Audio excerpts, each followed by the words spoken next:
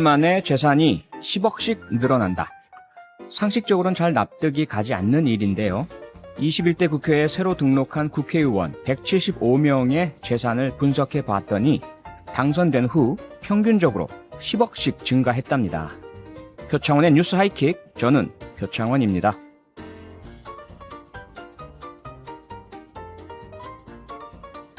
국회의원들의 갑작스런 재산 변동, 대체 어떻게 된 일인지 의아하신 분들 많으실 텐데요.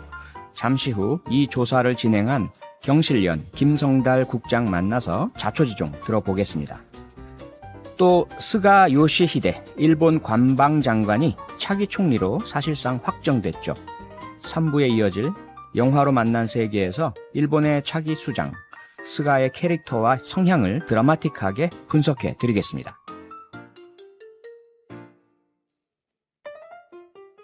궁금하신 점이나 하고 싶으신 이야기는 여기로 보내주세요. 짧은 건 50원, 긴 건 100원이 추가되는 문자번호 샵 8001번 혹은 무료인 MBC 미니 활짝 열려 있고요. 소개되시는 분들에겐 편의점에서 바로 바꿔 드실 수 있는 바나나킥 보내드립니다. 자, 그럼 바로 성장경의 타임라인으로 갑니다.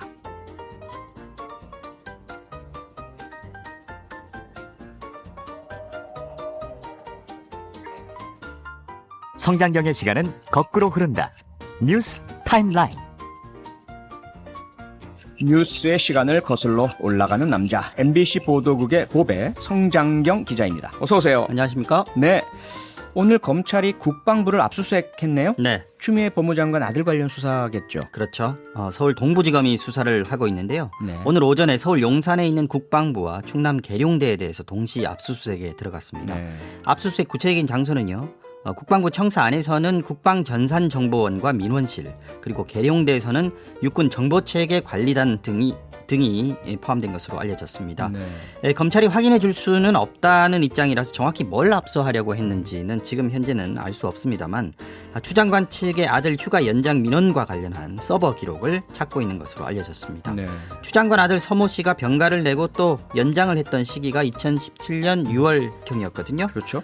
국방부 콜센터 저장체계에 보관하는 민원실 통화 내역하고 녹취 파일은 보존 기한이 3년인데 그게 지났지 않습니까? 그래서 네. 삭제가 됐지만 국방부 메인 서버에는 이게 남아있다고 하거든요. 네. 검찰이 오늘 압수수색에서 이걸 확보해서 누가 민원을 넣었는지 또 단순 민원 전화였는지 아니면 청탁이나 압력으로 볼 만한 부분은 없었는지 확인하려고 하고 있다는 겁니다. 네. 한편 군부대 행정 업무를 관리하는 연대 통합 행정 업무 시스템에 기록된 아들 서 씨의 2017년 6월 15일 2차 병가 면담 기록에는 휴가와 관련해서 부모님과 상의했는데 부모님께서 민원을 넣은 것으로 확인이라는 내용이 적혀 있습니다. 네. 추 장관은 어제 국회 대정부 질문에 나왔는데 본인은 전화한 적이 없다라고 얘기를 했습니다. 네. 논란이 길어지면서 여러 불편한 말들도 나오고요. 네. 국민 여러분께도 많은 불편을 끼쳐드리는 것 같은데 빨리 수사가 완료됐으면 좋겠습니다. 검찰 수사 결과 봐야겠죠. 네. 다음 소식 보겠습니다. 부산에서 7중 연쇄 추돌 사고가 있었네요. 네. 저도 이거 화면을 봤거든요. 네, 인터넷에 네, 올라와 있던데 네. 엄청난 속도로 들이받던데요. 맞습니다. 이 돌고 있는 그 블랙박스 동영상 보시면 해가 지지 않고 환합니다. 네. 이게 어제 오후 5시 40분쯤에 일어난 사고인데 부산 해운대 한 교차로에서 고가의 수입차 포르쉐 차량이 앞서가던 오토바이와 승용차를 연달아 추돌한 뒤에 포르쉐와 오토바이가 그대로 버스 등 신호 대기 중이던 차량 4대를 넉 대를 덮치면서 7중 연쇄 추돌 사고가 일어났습니다. 아이고. 흔히 표현할 때 광란의 질주라고 네. 하지 않습니까? 이 사고가 바로 그런 사고였습니다. 그야말로 무서운 속도로 달려와서 순식간에 들이받는 모습 동영상에서 확인을 할 수가 있는데요. 그러게요. 시내 도로여서 시속 50km가 여기가 제한 속도였다고 합니다. 그런데 약 시속 140km 이상 속도로 내달린 겁니다. 거의 3배 가깝네요. 네, 그리고 아이고. 스키드 마크라고 그러지 않습니까? 예. 갑자기 브레이크를 밟으면 이제 바닥에 까맣게 타이어 자국이 남게 돼 있는데 그렇죠. 그런 것도 없었다고 합니다. 그러니까 가속 페달을 밟은 상태로 그대로 들이받았다 이런 얘기가 됩니다. 포르쉐 운전자는 45살 배모 씨였는데 이 사고로 배 씨 차량의 동승자 그리고 오토바이 운전자 등 4명이 중상을 입고 병원으로 후송됐고요. 예. 배 씨 본인과 버스 운전기사 등 3명이 경상을 입었습니다. 아니 이게 백주 대낮이고요. 그렇죠. 제정신이면 이렇게 브레이크도 안 밟고 그냥 막 질주하면서 들이받을 수 있겠나 싶은데요. 네. 음주운전도 아니라면서요. 맞습니다. 술에 취하진 않았는데 다른 것에 취해 있었습니다. 뭐죠? 운전자 배 씨가 사고 직전에 차량 안에서 대마를 흡입한 사실을 경찰 조사에서 자백한 걸로 알려졌습니다. 대마요. 네. 조사 결과 배 씨는 칠중 추돌 사고 나기 전에 이미 2차례 사고를 낸 걸로 확인이 됐는데요. 네. 경찰은 배 씨가 환각 상태에서 1차로 도로에 정차 중인 승용차 아우디였다 그러는데요. 옆면을 치고 나서 500m쯤 달아나다가 네. 지하차도에서 또 한 번 차량 한 대와 추돌을 한 것으로 보고 있습니다. 그러고 나서 멈췄으면 될 텐데 그러게요. 그대로 좀 더 달아나고 싶었던 모양이죠. 속도를 더 높여서 달아났는데 아마도 대마 흡입 사실이 좀 드러날까 봐 두려웠던 네. 것으로 보입니다. 대마 흡입으로 처벌받는 게 낫죠. 다른 사람 다치게 그러게 하는 것보다는요. 말입니다. 네. 네, 다음 소식 보겠습니다. 최근 크게 물의를 일으킨 이른바 디지털 성범죄 네. 관련해서 우리 법원이 지나치게 그동안 너무 관대한 처벌을 내린다. 솜방망이 처벌이다. 이런 네. 비판 많았지 않습니까? 맞습니다. 대법원이 오늘 새 양형 기준을 확정했네요. 네, 판사가 뭐 잘 아시겠습니다만 형량을 정할 때 양형 기준을 참고하게 돼 있습니다. 그렇죠. 예를 들어서 청소년을 성폭행했을 때는 기본으로 징역 5년에서 8년 이렇게 정해놓고 사유에 따라서 최소 3년까지 감경 깎아줄 수도 있고 가중처벌에서 최대 9년까지 선고할 수 있습니다. 이게 그렇죠. 이제 양형 기준인데요. 네. 물론 이게 강제는 아닙니다만은 이 양형 기준을 벗어난 판결을 할 경우에는 이 판사가 그 사유를 밝혀서 적어야 되기 때문에 네. 대체로 웬만하면 이 범위 안에서 하게 돼 있습니다. 그렇죠. 그런데 이른바 디지털 성범죄는 사실 새로 유행하는 말하자면 이 뭐 표현이 적절한지는 모르겠습니다만 새로 생겨난 범죄지 않습니까? 과거에는 그래서 없던 이 양형 기준 자체가 없었습니다. 예. 그러다 보니까 판사에 자량하면 이 선고 형량을 맡길 수밖에 없었는데요. 네. N번방 사건의 경우에 주범인 조주빈이 현재 재판 중입니다만 초기 운영자 중에 한 명인 켈리라는 사람이 있었는데 네. 아동 청소년 성착취물 수천 개를 팔았고요.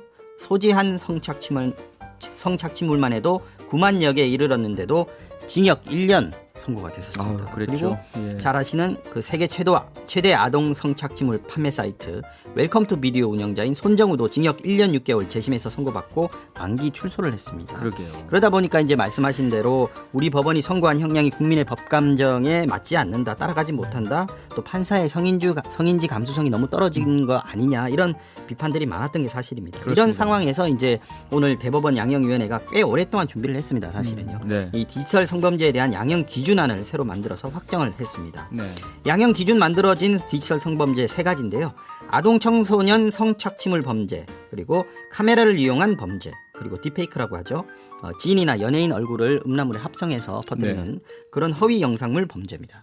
예, 그동안 사실 디지털 성범죄는 앞서 말씀하신 것처럼 법원에서 네. 잘 몰라서도 그랬겠지만 너무 형량이 낮았었거든요. 맞습니다. 대법원에서 조사하니까 평균 2년 6개월에 불과했었고요. 네. 그럼 이번 새로운 양형 기준 정말 충분히 잘 상향 조정이 됐을까요? 네, 먼저 아동 청소년 성착취물 이걸 제작하고 판매하는 범죄의 경우에는 최소 10년 6개월, 네. 그래서 최대 징역 29년 3개월까지 형을 선고하라고 공고를 했습니다. 이 최대 29년 3개월까지 정한 건 뭐 가중 형량들이 굉장히 많이 붙을 수 있다는 얘기인데요. 예. N번방 사건처럼 피해자가 여러 명이고 상습적으로 성착취물을 제작 유통할 경우 엄정 처벌하라 하는 거고요. 네. 특히 이제 학업 중단, 자살 시도 등 피해자에게 심각한 피해를 야기한 경우에는 더 가중 처벌을 할 수 있게 했습니다. 네.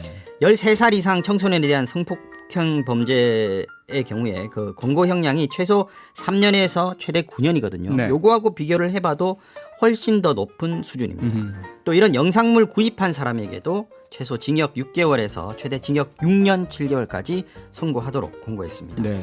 그리고 두 번째 그 카메라를 이용한 범죄, 동의 없이 성관계 동영상을 촬영한다든지 뭐 유포한다든지 하는 범죄도 네. 상습범일 경우에는 최대 징역 6년 9개월까지 선고하도록 하고요. 말씀드린 딥페이크 영상 범죄에 대해서도 최대 5년 7개월까지 선고하도록 권고했습니다. 네. 여기서 하나 주목할 점이 있는데요. 보통 대부분 형사 재판에는 처벌 불원, 이게 이제 피해자가 처벌을 원하지 않는다고 할 경우에 판사가 특별 감경인자라고 해서 반드시 형량을 깎아줘야 되는데요. 네. 이번 디지털 성범죄 양형 기준에는 이게 특별 감경인자가 아니고 일반 감경인자로 들어갔습니다. 이게 아하. 무슨 말이냐면 네. 피해자가 처벌을 원하지 않는다고 해도 판사가 반드시 형량을 낮추지는 않아도 된다 이런 뜻입니다. 네네. 그러니까 피해자가 어떤 사유로인지 모르겠지만 네. 처벌을 원치 않는다라든지 또는 깎아달라든지 하더라도 그것과 네. 상관없이 그렇습니다. 이 범행의 악행에 비추어서 죄질에 비추어서 무거운 형량 내린다 이렇게 맞습니다. 이해해야 되겠네요. 네. 그런데 문제가 네. 사실 이러한 새로운 양형 기준은 조주빈이라든지 N번방 때문에 만들어진 거 아닙니까? 그렇죠. 그런데 정작 과연 이 사건에 이미 기소된 사건인데 적용할 수 있을까요? 사실 이 양형 기준안을 만들기 시작할 때는 이 사건이 드러나지 않았었는데 네. 만들고 있는 도중에 이 사건이 터졌고요. 아하. 분명히 말씀하신 대로 이 양형 기준안을 만드는데 이 N번방 사건이 참작이 됐을 겁니다. 그렇죠. 근데 오늘 확정한 이 양형 기준안은 공청회 등을 거쳐야 되고요. 그래서 네. 오는 12월에 최종 의결을 한 뒤에 관보에 게재돼야 효력이 발생하게 됩니다.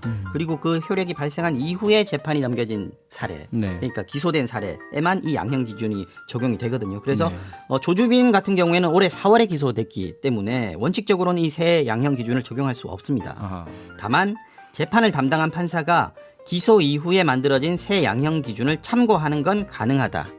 위법하지 않다라는 재법원 판례가 있습니다. 네네. 그래서 이번 양형을 세우는데 큰 영향을 준 게 바로 조주빈이기 때문에 네. 판사가 아무래도 이 새로운 양형 기준을 참고하게 될 공산이 크고요. 네. 당연히 그러면 조주빈에게 불리하게 적용될 수 있을 것 같습니다. 네. 양형 기준은 말 그대로 기준이니까 네. 권고하는 형량이고요. 네. 그래서 이런 새로운 기준이 마련됐다는 것은 대법원의 입장이 상당히 디지털 성범죄 엄하게 바뀌었다. 그렇습니다. 일 테니까 네.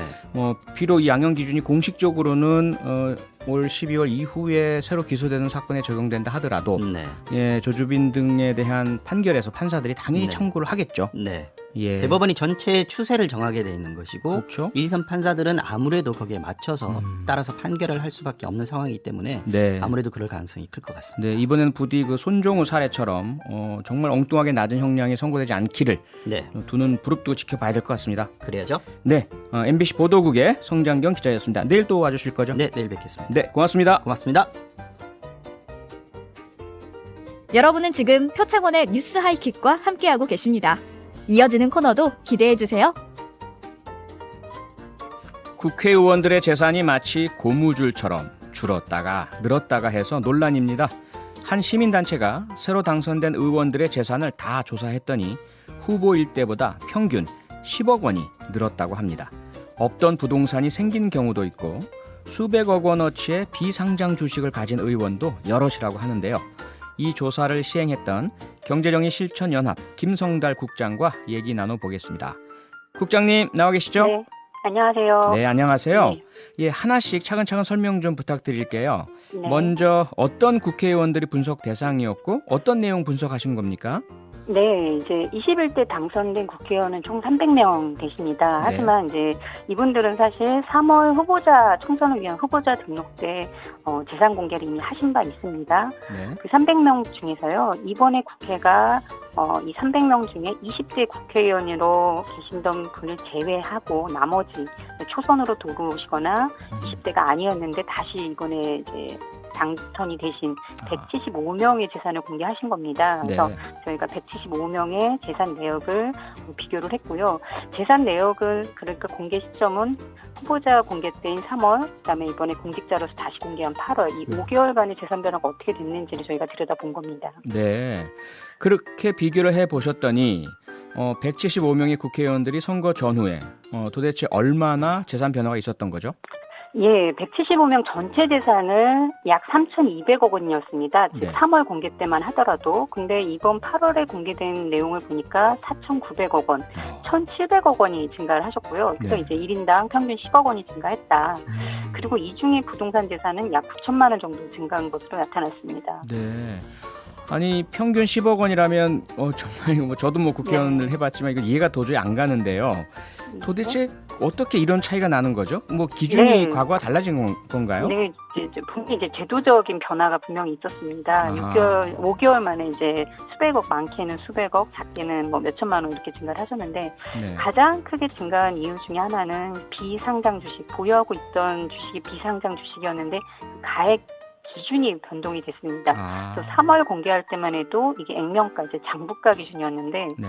8월 공개하실 때는 이게 실거래가로 기준이 변경되면서 이제 가액이 많게는 수백억 원씩 증가를 한 경우가 있으십니다. 아하. 두 번째는 3월 공개하실 때는 없었던 재산이 이제 8월에 추가로 공개된 경우, 그게 이제 본인 또는 가족분들의 재산이 공개된 경우가 있으시고요. 네. 그다음에 세 번째가 부동산 재산, 물건 변화는 없는데 가액이 이제 상승한 경우가 있습니다. 그리고 네 번째는 예금 자산이나 또는 없었는데 채권 등의 재산도 추가로 공개되면서 전체적으로 이제 재산이 증가한 의원들이 많이 계십니다. 아, 예.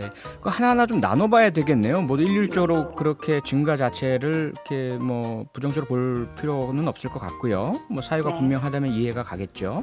그래서 개별적으로 좀 살펴보면 전복민 국민의힘 의원, 한무경 국민의힘 의원, 그다음에 이상직 민주당 의원, 소위 뭐 탑3로 뽑으셨던데요. 네. 전복민 의원은 865억 9,900만 원이 증가했고요. 한무경 의원은 288억 원, 이상직 의원은 172억 원이 무려 늘어났습니다. 이분들 어떤 연유에서 이렇게 늘어나게 된 거죠? 예, 일단 이 이제 평균 10억이라고 했지만 사실 이 상위 탑3 의원님의 재산이만 증가액이 1,300억 원입니다. 그러니까 어이구. 전체 재산액의 76%를 이제 차지하고 계신데 예. 사실 전복민 의원의 경우도 그 비상장 주식을 보유하고 계셨습니다. 근데 아하. 이제 비상장 주식을 3월 후보자로 등록하면서 공개하실 때는 181만 원으로 공개를 하셨거든요. 네. 근데 이번 8월에는 그 같은 주식의 가액이 858억 원으로 이제 다시 신고가 되면서 여기에서만 858억 원이 증가를 했고 거기에 뭐 부동산이나 채권 등의 재산이 추가로 공개되면서 866억 원이 증가하신 겁니다. 네. 이외에 한무경 의원 또 이상직 의원도 비상장 주식을 가지고 계신 것들이 실거래가로 다시 재평가되면서 전체적으로 이제 많게는 수백억 원씩 재산이 증가하신 경우가 있으시고요. 네네. 이 외에 이제 아까 말씀드린 것처럼 재산이 추가 공개된 경우가 있습니다. 본인 재산이 추가 공개되는 거나 또는 부모님 재산이 추가 공개된 경우에 그래서 10억 이상 증가하신 의원들이 서병수 의원, 이광재 의원, 홍성국 의원의 경우는 재산이 추가 공개된 경우입니다. 아, 그리고 이제 이 외에 조수진 의원, 조태영 의원도 10억 이상 증가를 했는데요. 이제 네. 이 경우는 예금이나 채권 등의 재산이 증가한 경우입니다. 그러면 앞서 말씀하신 탑3 같은 경우는 비상장 주식의 처음에 3월에는 액면가, 8월에는 평가액 이래서 네. 뭐 본인들로서는 어쩔 수 없다 이렇게 변명할 그런 여지는 있네요. 네, 이제 저희가 이제 그 부분에서 조금 더 좀 고려됐으면 하는 지점은 이거 같습니다. 네. 사실 이제 비상장 주식에 대한 가액 변경 기준이 공직자윤리법에서 이제 시행령이 개정되면서 바뀐 건데요. 이 네. 시행령은 작년 12월에 개정이 됐습니다. 아하. 그러면 이제 그 다음에 이제 총선이라는 중요한 그게 있었기 때문에 네. 그 시행한 만큼 시행 시기를 좀 앞당겼으면 가능했었는데 사실 6월부터 시행을 하는 걸로 법 개정이 되다 보니까 아하. 법은 이미 개정됐음에도 불구하고 총선을 앞두고 3월에는 액면가로 그다음에 총선 이후에 당선 직후에는 실거래가로 이렇게 공개한 거거든요. 그래서 네네. 이제 법에 그렇게 돼 있기 때문에 어쩔 수 없다라고 하시기에는 사실 3월 공개하실 때도 이것이 앞으로 공개될 거라는 걸 분명히 인지하셨고 아, 또 예. 수백억 원의 차이가 나는 것을 국민들에게 이게 맞다 틀리다라고 하실 때 사실은 너무 큰 차이라서 국민들로서는 이게 맞아라고 하죠. 되물을 수 있는 정도로 큰 가액들이거든요. 그렇네요. 예, 그런 면에서는 조금 더 이 부분을 좀 더 그렇게 안 했어야 되는 거 아니냐. 또 네네. 어떻게 보면 유권자에게 제대로 된 정보를 선택을 받았어야 되는데 아하. 법 시행을 늦춘 금으로써 결국은 축소 신고가 돼버린 거기 때문에 네. 사실 저희가 보기에는 문제는 좀 있다. 예. 근데 이 경우 말고도 앞서 말씀하신 의도인지 실수인지 모르겠지만 누락됐던 네. 재산을 뒤에 신고한 의원들이 또 네. 논란이잖아요. 예, 대표적으로 국민의힘의 조수진 의원, 그다음에 더불어민주당 김홍걸 의원 두 분이 많이 거론이 되던데요. 네. 어떻습니까 이 두 분? 예, 이제 조수진 의원 아까 제가 11억의 재산이 늘었다고 이제 말씀을 드린 바 있는데요. 네. 이 경우는 조수진 의원은 부동산 재산은 동일합니다. 3월과 8월 부동산 재산은 동일한데 예금 재산이 증가하셨습니다. 예금이 3월 공개 때는 본인과 배우자에서 2억 원이 본인 이제 가족 예금 다 합쳐서 2억 원이라고 하셨거든요. 네.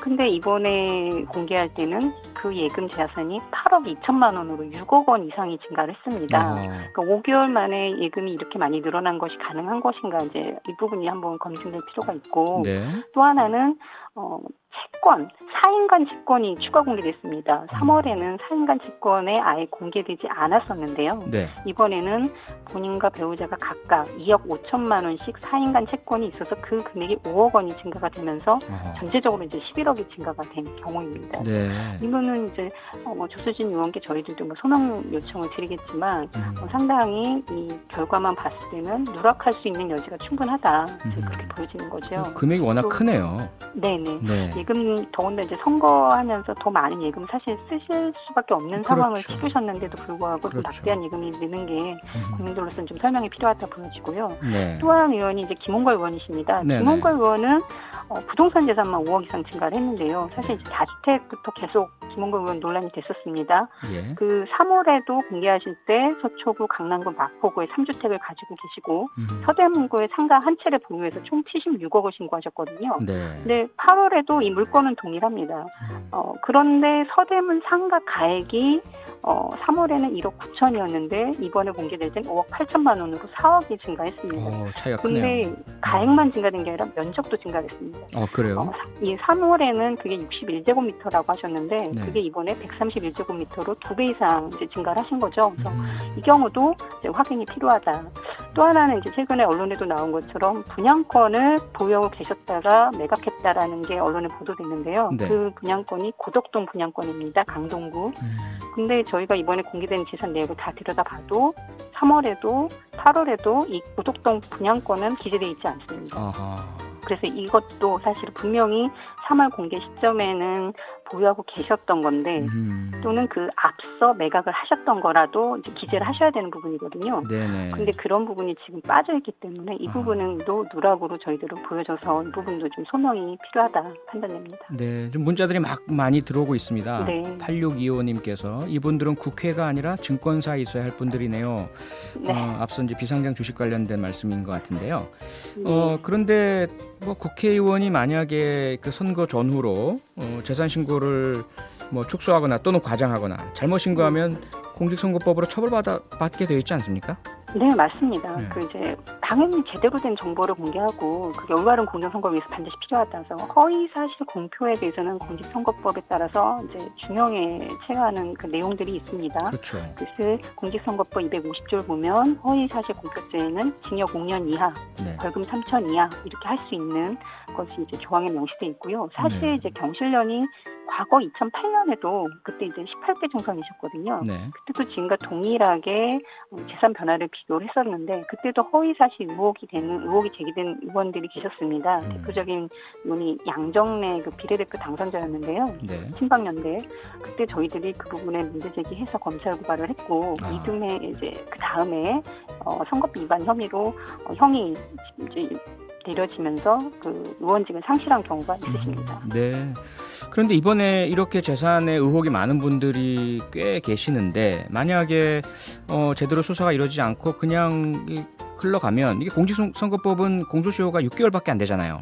네, 예. 저희가 이제 좀 촉박합니다. 촉박하고 네. 사실 이제 6월인데도 재산 공개가 8월 말에 이루어졌기 때문에 저희가 아하. 좀 빨리 시행을 했어도 이제 결과가 나왔고요. 네. 저희가 의원실에 일단 소명 요청을 드려서 회신을 받는 대로 이제 법률 검토를 통해서 검찰을 이제 고발을 진행할 예정인데 아하. 촉박한 건 맞습니다. 그러게요. 꼭 필요한 정말 소명이 필요한 분들에 대해서는 고발을 빨리 좀 해주셔야 될 것 같습니다. 네, 저희 자체적으로 법률 검토가 있어서요. 소명 네. 자료와 무관하게 또 법률 검토 가능하다 봐여집니다. 청취자들이 계속 문자를 많이 보고 계신데 이하나 60님께서 저도 보고 싶은데 국회의원들 재산 네. 변동 현황 말이죠. 어디서 볼 수 있나요? 이런 질문 주셨는데 어디서 볼 수 있습니까? 네, 국회의원이 당선되고 나서는 이제 국회 관보에 공직자윤리위원회가 공개한 내용이 다 관보에 게시돼 있습니다. 그건 쉽게 보실 수 있으실 거고요. 네. 중요한 건 이제 선관위에 등록한 후보자 자료입니다. 이게 사실은 지금 공개돼야지만 비교가 가능하시고 일반 시민분들도 보실 수가 있는데 네.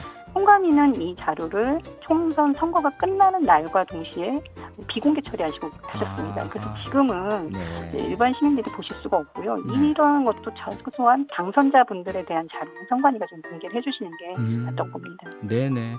네. 지금까지 경제정의 실천연합 김성달 국장이었습니다. 오늘 인터뷰 고맙습니다, 국장님. 감사합니다. 네. 경제를 바라보는 다양한 시선. 여기서 받아보세요. 구독 경제. 구독 경제, 꼭 알아야 할 경제 이슈를 쉽게 풀어서 배달해드리는 시간입니다.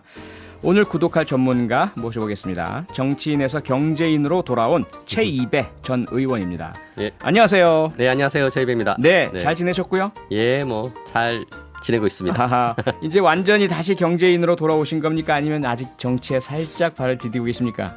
뭐 거의 정치 활동은 이제 안 하니까요. 네. 뭐 그 경제 관련된 정책에 대한 이제 조언이나 이런 아하. 것들을 이제 하는 것들은 좀 하고 있지만 네. 뭐 정치적인 어떤 활동이나 또 정치적인 어떤 언행 뭐 이런 것들은 일치 안 하고 있습니다. 아, 예. 네, 완전한 경제인이라고 할 수 있습니다. 완전한 경제인으로 돌아오신 거 축하드립니다. 네. 네, 오늘은 먼저 네. 빚 얘기, 가계부채 예. 말씀 좀 여쭤보겠는데요. 우선 보도를 보니까 우리나라 가계부채 규모가 세계 최고 수준이라던데 맞습니까? 예, 이게 뭐 절대적인 금액이 많다라는 것이 아니라 이제 결국 이런 것들은 상대적인 비교를 하는데 어떤 기준을 만들어야 되는데 그 기준이 대부분 국가의 총생산 GDP를 기준으로 합니다. 그래서 최근에 이제 국제결제은행이라는 네. BIS라는 곳에서 이제 여러 나라들의 GDP 대비 가계부채 비율을 이제 계산을 해서 공개를 했는데 네. 그 공개한 비율이 우리나라가 제일 높았습니다. 우리나라의 가계부채가 네. GDP 대비 97.9% 거의 98%에 이제 다다르는데요. 예. 그러니까 이게 예를 들어서 1년에 가계 집안으로 얘기한다면 1억을 버는 연봉을 버는 네. 집에서 빚이 9,790만 원 있는 거예요. 어허. 뭐 이제 과연 이게 맞나 적나라고 이제 생각해 보셨을 때 네.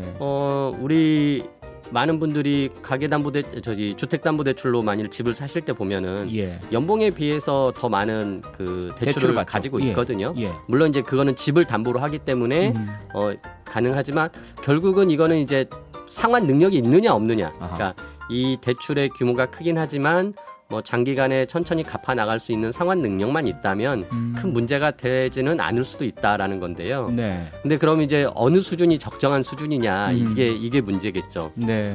지금 미국 같은 경우가 제가 보니까 75.6%고요. 네. 영국이 84.4%입니다. GDP 대비. 예. 예. 그리고 이게 선진국의 평균이 73.2%로 이제 공개를 했는데 예. 아까 말씀드린 우리나라는 거의 이제 98%에 육박하는데 많이 높죠. 그러네요. 근데 이제 그 국제결제은행에서는 GDP 대비 85%가 적정한 감내할 수 있는 수준인 것으로 얘기를 해요. 네. 그러니까 우리가 이미 그걸 넘어선 거죠. 어허. 그래서 이제 상당히 이 부분은 부담이 될 수 있다라는 것이고, 네.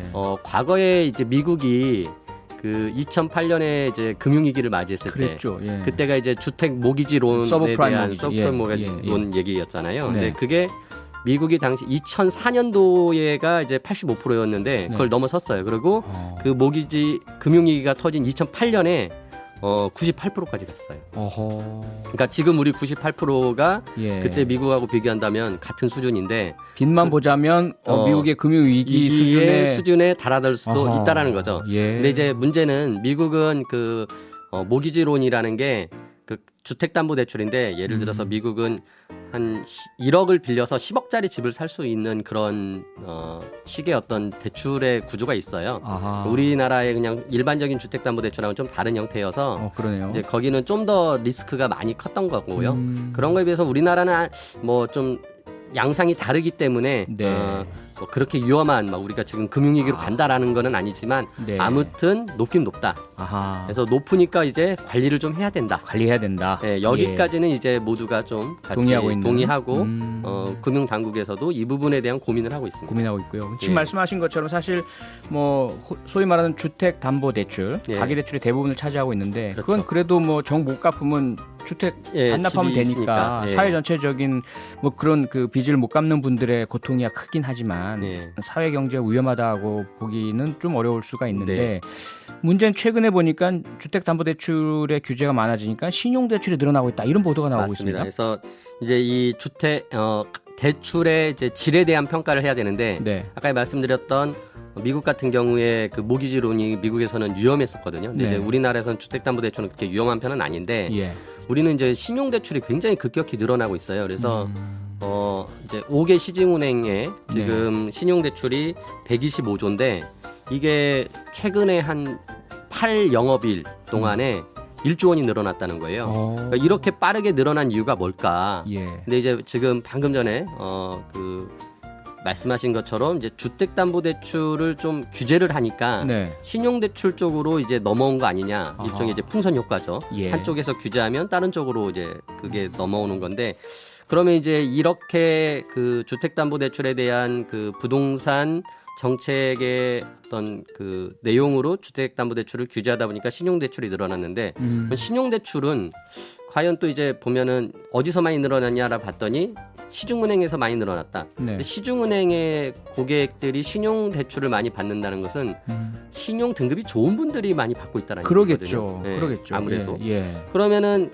그 질을 봤을 때 아까 전에 대출의 질을 봤을 때 그렇게 나쁜 아하. 대출은 아닌 거죠. 위험이 큰 대출은 아닐 수도 있다라는 거죠. 상환 능력이 있는 대출이다. 네, 그렇죠. 아하. 근데 그러면 왜 이렇게 하면 대출이 많이 계속 이렇게 폭발적으로 늘어나느냐? 주택을 사는데 담보대출을 못 받으니까 신용대출로 메꿀 수도 있고요. 네. 또 이제 최근에는 주식 투자를 엄청 열심히 이제 동학개미운동 동학개미운동, 서학개미운동. 네. 예, 그 이제 투자를 많이 하다 보니까 예. 신용 등급이 좋은 분들이 신용대출을 받아가지고 투자를 할 수도 있다라는 아하. 것으로 이제 지금 생각이 되고요. 예. 최근에 이제 또 그 특히나 그 공모주 몇 개가 이렇게 나오면서 네네. 엄청난 시장에서 공모주에 이제 카카오 투자하는 게임즈 뭐 카카오 게임즈랑 뭐 예. 이런 것들이 있었죠. 예. 뭐 SK 바이오팜스나 바이오팜 예. 예, 그래서 그런 그 공모주에 투자를 하기 위해서 일시적인 아. 신용대출을 끌어온 건 아니냐라는 아하. 생각도 하고요. 네. 뭐 꼭 일시적인 것이 아니라 진짜 그게 주식시장에 투자금으로 들어갔을 수도 있다라는 거죠. 네. 그러면은 그런 것은 좀 리스크가 커지는 거잖아요. 아하. 아무리 신용 등급이 좋은 분들이라도 투자니까 거기서 손해를 봤을 때는 예, 예. 그게 대출에 영향을 줄 수 있으니까. 그래서 이제 이런 부분들을 좀 면밀히 검토를 먼저 해야 돼요. 아하. 지금 대출이 많이 늘어났는데 네. 이 대출이 어디에 쓰였는지를 보겠다라고 지금 금융당국에서 아하. 현황 파악을 좀 해보겠다라고 했습니다. 그럼 만약에 현황 파악과 검토 후에 예. 주택담보대출 규제하듯이 뭐 DTI, LTV 뭐 이렇게 규제를 했잖아요. 예. 신용대출도 규제해야 되겠다 이렇게 나올 수도 있는 건가요?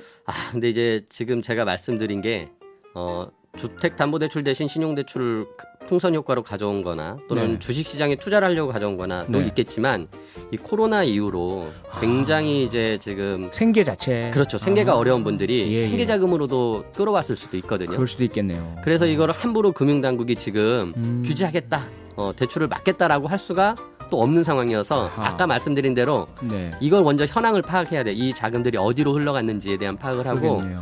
이 부분들이 진짜 생계자금에 가는 부분이 있는 부분까지 규제거나 막으면은 힘들어지잖아요. 아하. 그래서 이제 그 부분들을 좀 면밀하게 핀셋 규제를 하기 위한 현황 파악이 필요하다라는 것이고 네. 최근에 이제 신용대출에 대한 금리가 네. 주택담보대출하고 비슷하거나 낮을 정도로 굉장히 그런가요? 떨어졌어요. 이게 고신용자들에 대해서. 아하. 근데 이게 이제 그 금융기관들이 경쟁이 일어나서 그렇거든요. 특히나 대출 경쟁. 예, 카카오뱅크 같은 막 인터넷 전문은행에서는 굉장히 네. 대출을 손쉽게 해주니까 시중은행들도 이제 그런 제도 그 상품을 도입했거든요. 네. 이제 그러다 보니까 이제 대출의 경쟁이 일어나면서 금리가 떨어지고 그러면서 대출이 더 늘어난 효과도 있고. 아하. 그래서 이제 이런 현황들을 다 한번 면밀히 파악한 후에 금융당국이 아무튼 뭐 뭔가 대안을 좀 마련해야 되는 상황이 된 것 같습니다. 네. 예. 그런데 뭐 흔히들 경제는 뭐 심리라고 그러고 또 뭐 시그널, 신호 이런 얘기를 많이 하잖아요. 예. 그런데 한국은행의 기준금리가 0.5% 거의 제로금리라는 얘기를 예. 많이 하지 않습니까? 이거는 결국은 많이 대출해서 많이 뭐 주식 투자를 하든 부동산을 사든 하라는 사업을 그런, 하든, 그런 예. 신호 아닌가요? 그러니까 이제 뭐 꼭 그렇게 권장하는 건 아니지만 말씀대로 아하. 그런 이제 신호가 되는 거죠. 네. 뭔가 시중의 자금이 금리를 싸게 해줌으로써 돈이 돌게 만들겠다라는 경제 정책을 가져가는 건 사실이고 네네. 그러다 보니까 대출을 일으켜서 아무튼 뭐든지 좀 해봐라라는 것이고 뭐 뭐 그런 상황에서 리스크 관리를 해야 되는 금융기관들은 네. 좀 더 이제 그 아까 전에 경쟁을 통해 가지고 대출을 많이 하는 것도 수익에서는 좋은 면이 있지만 예. 리스크 관리 차원에서는 조금 그런 부분들을 알아서 자기들이 잘 해야 되는 부분이 있는 거죠. 아하. 그래서 이제 금융 당국이 그런 부분들을 좀 들여다 보겠다라고 이제 하는 것도 곧 조만간 나올 것 같습니다. 아, 예. 그런데 이렇게 이제 한쪽에서는 대출이 급증하고 있는데 앞서 말씀하셨지만 다른 쪽에서는 이제 뭐 투자가 또 막 늘어나고 있고요. 그 예. 대출에 의한 투자인지 어떤지 모르겠 돈의 흐름이야. 하여튼 뭐 유동성이 풍부해졌다고 하죠 우리가. 그렇죠. 예, 그런 상황에서 지금 펀드가 새로 나오잖아요. 뉴딜 펀드, 네, 국가에서 정부에서. 주도하는 예, 예. 이런 부분은 어떻게 보세요? 저는 이제 정부가 뉴딜 펀드를 시작한 거는 굉장히 좀 그 구조상 네. 불공정하다라는 일단 좀 판단을 하고 있습니다. 불공정하다. 예. 왜요? 그러니까 우리가 이제 정부가 뉴딜 정책을 하는데 굉장히 막대한 자금이 필요하고 네. 그 막대한 자금의 일부는 민간에서 조달하겠다라고 네. 했어요. 근데 이제 당연히 그 국가가 세금을 걷어서 재정을 충당하거나 예. 아니면 국채를 발행해서 재정을 충당해서 돈을 쓰게 될 텐데 그 과정에서 민간 자본을 끌어다가 민자 유치를 해가지고 사업을 할 수도 있습니다. 네. 그래서 우리가 쉽게 무슨 고속도로를 만들거나 음. 아니면 인천공항철도 같은 경우는 민자 유치를 해가지고 네네. 민간 자금을 가져다가 써서 재정을 그만큼 아낀 측면도 있거든요. 그렇죠. 근데 이런 개별 사업에 대해서는 민간 자본 투자를 적극적으로 또 할 필요도 있습니다. 예. 근데 지금 뉴딜 정책이라는 큰 사업을 벌이면서 네. 그 돈을 뉴딜 펀드로 마련하겠다라고 했을 때 이게 구체적인 어떤 사업에 대해서 펀드를 그 돈을 민간에서 끌어오겠다는 것이 아니라 개개 사업에 매칭되는 개개 펀드가 아니라 좀 이렇게 그냥 종합적인 그냥 아주 뭉텅그려진. 그래서 솔직히 투자하는 사람 입장에서는 예. 내가 투자를 했는데 이게 어디에 어느 사업에 들어가서 얼마의 수익률을 얻을 수 있을까라는 것을 보고 판단해야 되는데 그게 없어요. 네. 그래서 굉장히 이거는 좀 어떻게 보면은 자본시장법의 위반이 될 수도 있어요. 왜냐하면은 그런 걸 우리가 불안전 판매라고 하거든요. 불안전 판매. 네, 명확한 네. 투자에 대한 설명이 없이 투자를 할 수밖에 없는 그런 펀드를 만들면 안 되거든요. 근데 예. 정부가 지금 주도해가지고 네. 이런 펀드를 만든다는 것 자체가 굉장히 시장의 어떤 불공정성을 만들어낼 수 있다라는 우려가 되고요. 그러니까 펀드 가입자 예. 측면에서의 그런 불안전 판매의 위험성 말씀 주셨는데 예. 지금 파라나 공하나님이 바로 문자 주신 게 뭐냐면 그래도 예. 원금 보장해 준다고 공언하지 않았나요? 그러면 이건 그다지 불공정한 건 아니지 않나요? 그래서 이제 더 예. 불공정해지는 건데요. 그래서 더 예, 어허. 왜냐하면은 예. 이 사업이 되게 위험이 있을 수 있는 사업이거든요. 그러니까 네. 여기서 위험이라는 거는 꼭 망한다는 게 아니라 네. 수익이 안 날 수도 있어요. 아하. 이게 국가의 어떤 재정 사업에 같이 가는 거기 좀 때문에 공익성 있는 사업이니까. 그렇죠. 이게 뭐 막 돈을 막 버는 사업이 아닐 수도 있거든요. 아하. 근데 그거를 돈을 벌 수 없는 것에 대해서 지금 정부가 원금 보장형이라고 하면 안 됩니다. 그런 말을 쓰면은 예. 바로 자본시장법 위반이 되니까 원금 보장을 추구한다. 추구한다. 원금 보장의 성격을 가지고 있다. 이런 식으로 아주 우회적으로 표현하면서 네. 이게 이제 마치 저는 이제 금융위원장께서 금융기관 창구에서 직원들이 네. 이렇게 상품을 팔 때 불안전 판매 설명 의무를 제대로 안 하는 거하고 아하. 비슷한 식의 말을 하시는 거예요. 그래서 피해가는 이렇게 규제를 피해가는. 오히려 그래서 어허. 이게 정부가 그렇게까지 해서는 안 되는데 예. 근데 그러면서 또 국채 수익률 이상의 수익률을 만들어내겠다라는 식으로 또 그렇죠. 얘기를 해요. 예, 예. 그러니까 이 과정을 만들어내려면 예. 결국 정부가 혹시라도 손실이 봤을 때는 자기는 정부가 재정으로 그 손실을 메꾸겠다라는 얘기를 한 재정으로. 겁니다. 그래서 100을 투자했는데 예를 들어서 네. 35가 손해가 나면 그 35만큼은 정부가 대신 그 손실을 다 감당해 줄 테니까 아하.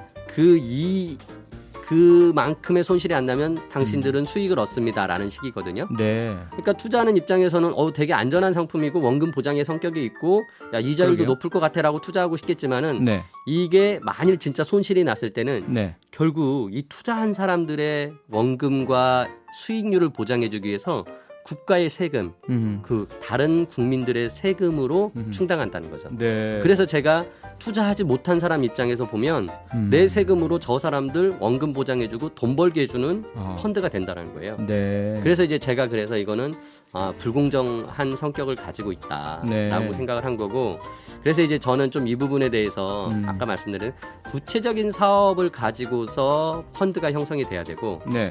이렇게 세금으로 모든 걸 그 손실을 감내하고 이익은 투자한 사람만 가져가게 하는 것은 투자하지 못한 국민 입장에서는 불공정하기 때문에 아. 이 부분은 좀 다시 설계가 돼야 되고 네. 또 하나는 이 펀드에 투자한 사람들은 투자에 대한 이익을 얻으면 원래 이제 14%의 그 분리과세에서 그 세금을 내야 되는데 네. 그것도 또 9%로 낮춰준다는 세제 거예요. 혜택이 있다고 하죠. 예. 음흠. 그러니까 투자자를 끌어들이기 위해서 당연히 정부는 세제 혜택을 줬지만 네. 결국은 이거는 돈이 충분히 있는 분들이 아하. 투자하게 만들고 그분들 손실을 감내하게 해주고 세금으로 그러다가 세금까지 깎아주는. 그래서 저는 투자 못하는 국민 입장에서는 아하. 이거는 아. 좀 불공정하다. 아하. 그렇게 생각합니다. 네, 좀 4011님께서 뉴딜 펀드 이야기 재밌네요. 자세히 듣고 싶어요. 근데 자세히 하게 들을 시간이 없어서요. 다음 구독 경제 시간에 오늘 예. 못다한 이야기 예. 제2의 경제 전문가께 예. 여쭤보도록 하겠습니다. 네. 네, 여기저기서 부작용 걱정하는 소리가 많이 들리는데요. 부작용은 막고 효과는 키우는 보완 조치가 있으면 좋겠습니다. 오늘은 여기까지 듣겠습니다. 고맙습니다. 예, 감사합니다. 네, 표창원의 뉴스 하이킥 함께 하고 계시고요. 이도경 학생이 문자 보내주셨네요. 안녕하세요. 표디 광팬 한 중학교 학생입니다. 지금 학원 가는 길에 듣고 있는데 응원 한마디 부탁드려요. 이도경 화이팅! 힘내세요. 5930님 보내주신 바나나킥 잘 먹었습니다. 늦은 감사 인사드려요. 오늘도 소개되신 모든 분들에게 편의점에서 바로 바꿔 드실 수 있는 바나나킥 과자 보내드릴게요. 맛있게 드시고요. 저는 7시 10분에 오늘의 표정으로 돌아오겠습니다. 잠시만 기다려주세요.